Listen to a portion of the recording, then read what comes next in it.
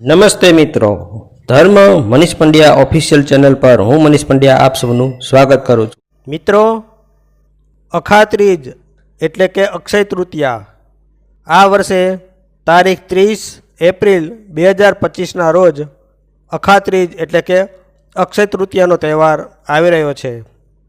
મિત્રો, અક્ષયનો અર્થ કે જેનો ક્યારેય ક્ષય થતો નથી, ક્યારેય નાશ થતો નથી એવો થાય છે. એવું કહેવાય છે કે પાંડવોના વનવાસ દરમિયાન ભગવાન સૂર્યનારાયણે પાંડવોને અક્ષય પાત્ર આપેલું. આ પાત્ર પાંડવોની પાસે 12 વર્ષ સુધી રહ્યું હતું. આ અક્ષય પાત્ર એટલે એમાંથી ભોજન ક્યારેય ખૂટે નહીં, જેમાંથી પાંડવોએ દુર્વાસા ઋષિને પણ જમાડ્યા હતા. એક પૌરાણિક કથા મુજબ બધી તિથિઓ ભગવાનની પાસે પહોંચી ગઈ અને પોતપોતાનું મહત્ત્વ બતાવવા લાગી. પૂર્ણિમા, 14, 13, 11 વગેરે પોતપોતાનું મહત્ત્વ જણાવ્યું. પૂર્ણિમાએ શરદ પૂનમનું મહત્ત્વ જણાવતા કહ્યું કે હું મોટી. 14એ અનંત 14નું મહત્ત્વ બતાવતા જણાવ્યું કે હું મોટી. દસમ કહે વિજયાદશમી એટલે મારું મહત્ત્વ વધુ કહેવાય પ્રભુ.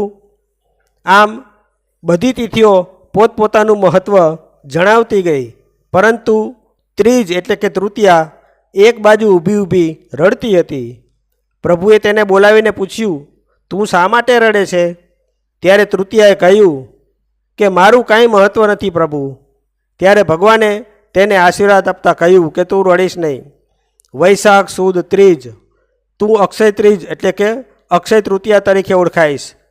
આ દિવસે લોકો જે કંઈ કામ શરૂ કરશે કે શુભ કાર્ય કરશે તે કોઈ દિવસ ખૂટશે નહીં કે ખરાબ થશે નહીં. આમ એ દિવસથી અક્ષય તૃતીયાનું મહત્ત્વ વધી ગયું. તેમજ આ દિવસ શુભ કાર્ય માટે ઉત્તમ ગણાય છે. આ દિવસે કોઈ પણ કાર્ય માટે મુહૂર્ત જોવું પડતું નથી. આ દિવસે સૌથી વધારે લગ્નો થતા હોય છે. તેમજ આ દિવસ સોનાની ખરીદી માટે ઉત્તમ દિવસ કહેવાય છે. વૈશાખ સુદ ત્રીજ અક્ષય તૃતીયા એટલે કે અખાત્રીજનું ભારતીય સંસ્કૃતિમાં અનેરું મહત્ત્વ છે. અક્ષય તૃતીયા એ સ્વયંસિદ્ધ ઈશ્વરીય તિથિ હોવાથી આ દિવસે વગર જોઈ મુહૂર્ત કહેવાય છે. આ એ જ દિવસ છે કે જે દિવસે કલિયુગનો આરંભ થયો હતો. 4 ધામોમાંનું એક ધામ ભગવાન બદ્રીનારાયણ મંદિરના દ્વાર આ જ દિવસે ખુલે છે. આખું વર્ષ ચરણ કમળ વસ્ત્રાચ્છાદિત વૃંદાવન સ્થિત બાંકે બિહારીજીના ચરણારવિંદના દર્શન પણ આ જ દિવસે થાય છે.